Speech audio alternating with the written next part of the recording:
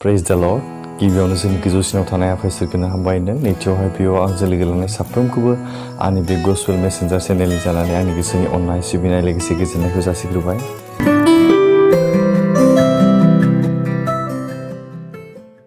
दिनैनि बे गोथार सानाव आं मोनसे स्पेशल आयदानि सायाव इसोरनि गुसुं गाहाम बाथ्राखौ बुंनो होननानै थामथिम जादों। बेनो जाहैबाय जोंनि जिबनाव जों इसोरखौ जों खाथियाव जों माबोरै मोननो हागोन बा जों इसोरजों खाथि सोमोन्दोआव जों माबोरै नांथाबनानै थानो हागोन बेनि बिसय आं नोंथांमोनजोंहाय गुसुङै बे बाइबेल सिरिनिफ्राय जों सावरायलायनो सानदों।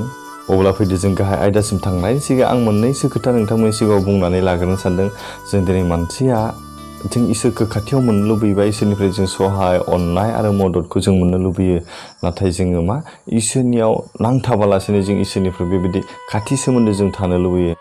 जों दिनै मानसिया पापी जानायखाय आरो जों पापावनो गेलेग्राखाय जोङो पापखौल' जेब्लायबो मावनो मोजां मोनग्राखाय जों इसोरनि गोजानाव थांनानै जों बेफोर पापाव गेलेबाय थायो। बेनिखायनो जों मा इसोरनि खाथियाव थांनो जोङो गियो। गोबां मानसि दं दिनैहाय गाव गावनि पापफोरनि थाखाय गोबाङानो गिर्जायाव हाबा, गोबांथार पाप, गोबांथार दायफोर, गोबांथार गोरोन्थिफोरखौ मावो। बेनिखायनो जोङो इसोरनिफ्राय नाथाय बिसोरबो अननायखौ लुबैयो, हेफाजाबखौ लुबैयो आरो मोजां मोनजानायखौ लुबैयो। नाथाय बिसोरो पाप मावनानैहाय मा इसोरनियाव थांनो गियो, इसोरजों खाथि सोमोन्दो लाखिनो गियो। नाथाय अब्लाबो जों इसोरनि अननायखौ जों बयबो नागिरोना। जों दिनै गोबाङानो इसोरनिफ्राय बेबायदि गोबांथार पाप मावनायनि जाहोनाव जों इसोरनि खाथियाव जों थांनो गियो। जों थांनो हाया, मोनहैनो हाया इसोरनि खाथियाव। बेफोरनि गुबैया मा? बिसोरनि गुदियाव मा हाबनानै थायो बा इसोरा जोंखौ मा हास्थायदों बाइबेलनि सिरिनि जों बे समाव नायनि बे समाव जाकबनि लिरनाय 4:8 जों फरायनो बे समाव दै। नों इसोरनि खाथियाव फैब्ला इसोराबो नोंनि खाथियाव फैगोन। अब्ला जों साननानै नायदो, जों इसोरनि नुनायाव इसोरनि बेरेखा, इसोरनि हेंथायै जोङो गोबांथार खामानिखौ मावो। जोंनि गोसोनि साननायफोरजों, जोंनि मेगननि नायनायफोरजों, जोंनि रायज्लायनायफोरजों जों इसोरनि बेरेखा जोङो मावगासिनो थायो। बेनिखायनो जों इसोरनि खाथियाव थांनो हाया। नाथाय जों इसोरखौ जोंनि जिबनाव मोननो लुबैयो, जों खाथियाव मोननो लुबैयो। बेनिखायनो बाइबेलाव जोंखौ मा बुंदों? नों इसोरनि खाथियाव फैब्ला इसोराबो नोंनि खाथियाव फैगोन। जों जुदि इसोरनि खाथियाव थाङाब्ला इसोरा जोंजोंहाय माबोरै खाथियाव फैगोन? जों जुदि इसोरनियाव नांथाबना थायाब्ला इसोरा जोंजों माबोरै सिथाबनानै थागोन? आं जुदि इसोरखौनो अननानै आंनि गोसोआव जायगा होआब्ला इसोरा आंजोंहाय माबोरै थाफागोन? अब्ला नोंथांमोना साननानै नायदो, नोंथाङा दिनैहाय बबे पर्जायाव दङ? इसोरनि खाथियाव नांथाबनानै दं ना गोजानाव थांनानै दं? नों साननानै नायदो। नाथाय जों गोजानाव थाब्लाबो खाथियाव थाब्लाबो जों इसोरनि अननायखौ लुबैयो, इसोरनिफ्राय आशीर्बादखौ, इसोरनिफ्राय गेदेर महिमाखौ जों लुबैयो। नाथाय नोंथांनि जिबनाव जुदि जों इसोरनिफ्राय गोजानाव थानानै इसोरनिफ्राय अननायखौ लुबैब्ला जों मोननाय नङा। इसोरनिफ्राय नों गोजानाव थानानै जों जुदि इसोरनिफ्राय आशीर्बादखौ मोननो लुबैबा नों जानाय नङा। नों रंजानायखौ नों मोननो हानाय नङा, गोजोननायखौबो मोननो हानाय नङा। बेनिखायनो जोंखौहाय बुंदों, जों जुदि इसोरनि खाथियाव जेब्ला थागोन अब्ला इसोराबो जोंजों थाफागोन होननानै बुंदों। बेनिखायनो बिनि उननि सिगाङाव मा लिरदों? पापीफोर, नोंसोरनि आखाइफोरखौ सुस्रादो। जोंनि आखाइफोरजों जों गोबांथार पापफोर मावो, जों गाज्रि खामानिफोर मावो।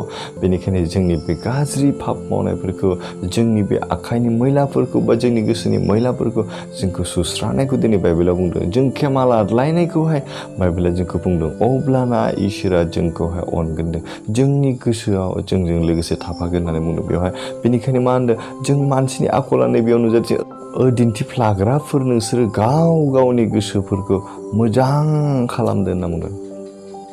जों दिनैहाय गुबुननि सायाव जों मोजां हास्थाया, जों गाज्रि सानो। नाथाय जोङो जोंनि जिबनाव जों मोजां जाजानो लुबैयोना।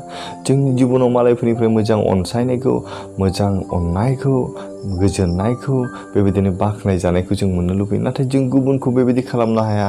जोङो दिन्थिफ्लायो, सायाव अननाय दिन्थियो, नाथाय गोसो सिङाव जोंहा मा गाज्रि भाब थायोब्ला नैबेयाव इसोरनि बोरा बा इसोरा नोंजोंहाय लोगोआव थानाय नङा। बे सैताननिसो खामानि जागोन। बेनिखायनो जोंखौ बाइबेलाव बुंनाय बायदि जोङो जेब्ला इसोरनियाव थागोन, इसोरनि खाथियाव नांथाबनानै थागोन, नोंथांनि जिबनाव माब्लाबाबो गाज्रिया फैनाय नङा।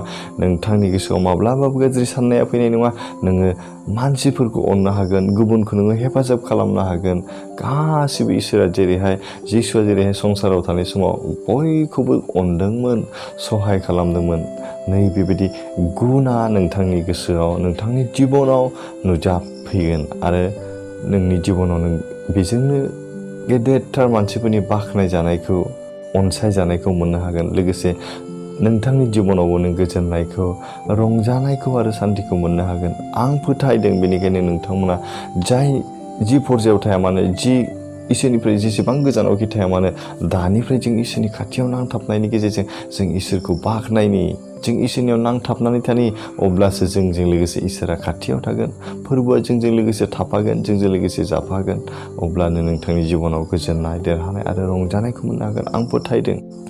जों दिनैहाय गोबां मानसि दं जों जायफोरानोखि जोनोमनिफ्राय ख्रिस्टियानब्लाबो संसारनि गाज्रि खामानिफोराव गफबनानै थायो बिथांमोना दिनै गिर्जा हाबनो गियो गोबाङानो गिर्जायाव हाबा गिर्जानि समब्लाथाय बिथांमोना गोबां खामानि ओंखारो मानि थाखाय बिसोरो इसोरनि नुनायाव दायि खामानि मावनायखाय बिसोरो गाव गावनि गोसोखौनो दिनैहाय इसोरनियाव नुजाथिनो गाव गाज्रियाव थानायखाय बे मोजां जायगायाव थांनानै गावखौहाय दिन्थिहैनो हाया जायो मानोना इसोरनि नुनायाव गाज्रिया माब्लाबाबो देरहासार जानो हाया जाफुंसारनो हाया बेनिखायनो बिथांमोना इसोरनि नुनायाव जेननानैहाय बिसोरो सैताननि जानायखाय बेफोर सैताननि खामानि जानायखाय बिसोर सैताननि बायदि थांनानै इसोरनि खाथियाव सिमान लानो गियो नुजाहैनो गियो मानोना इसोरा बिसोरनि गोसोखौ हमदाङो आरो बिसोरो दिनैहाय इसोरखौ मोनथिखाब्लाबो बे इसोरनियाव थांनानै सिमान लाहैनो हाया जायो मानोना बिसोर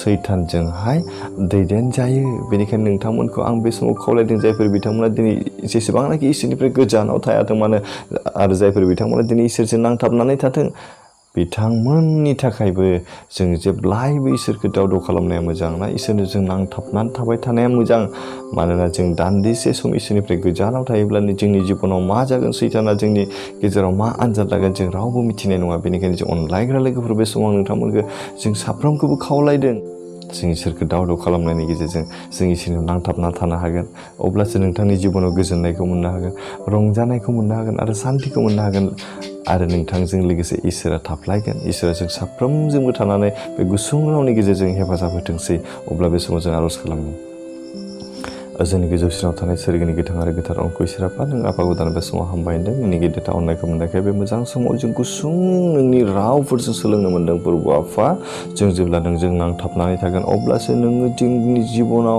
जोंनि गोसोआव जोंनि देहा सोलेर गासैयावबो नांथाबना थागोन बेखौ जों दिनैहाय मोनदांनो हादों बेनिखायनो जों दिनैहाय संसाराव गोबांथार सैताननि आनजादफोराव गोग्लैनानै जों जेननाङो अब्लाबो जों नोंनि आथिं गुदियावनो गथायदों जेफोर जोंनि गासै खामानिफोरखौ गासै पापनि लैथोआव जोंनि गेलेनाय गासै खामानिफोरखौ नंफाया जोंखौहाय गोजानाव थानो हानाय गोहो आरो सक्तिखौ आरो जोंजों लोगोसे नोंनि जोबनो गैयै आशीर्बाद अननाय आरो बोरखौ होनानै दैदेनदो फोरबो आफा जों थांनाय दिन सम आरो बोथोरफ्राव गोबांथार बेबायदिनो नोंनि नुनायाव फोरबो आफा गोबां जोंनि मेगनफोरजों जोंनि गोसोनि साननायफोरजों जोंनि आखाइ आथिंनि खामानि मावनायफोरजों जों गोरोन्थिफोर जों दायफोर आरो जों पाप मावबाय फोरबो आफा बे जोंनि गासै दायफोर गोरोन्थिफोरखौ नोंफाया क्षमा खालामदो दानिफ्रायनो जों आरोबाव नोंखौ नांथाबनानै नोंनि सैथो लामाजों आगान सुरनो हानाय नोंनि गोथार जिउनि बोलोजों जोंनि गोसोफोरखौ सुफुंदो नोंनि अननायखौ जोंनि जिबनाव होदो फोरबो जायफोर बिथांमोना दिनैहाय बे भिडिअखौ नायगासिनो बिथांमोननि जिबनावबो बिथांमोननि न'खरावबो नोंनि गोथार जिउजों बिसोरखौ सुफुंदो गोजोननाय सान्थि आरो रंजानायखौ होफ्लायगोन बेबायदि आसा आरो भरसा खालामबाय गुसुं आर'ज आसबासार ख्रीष्ट जिसुनिफ्राय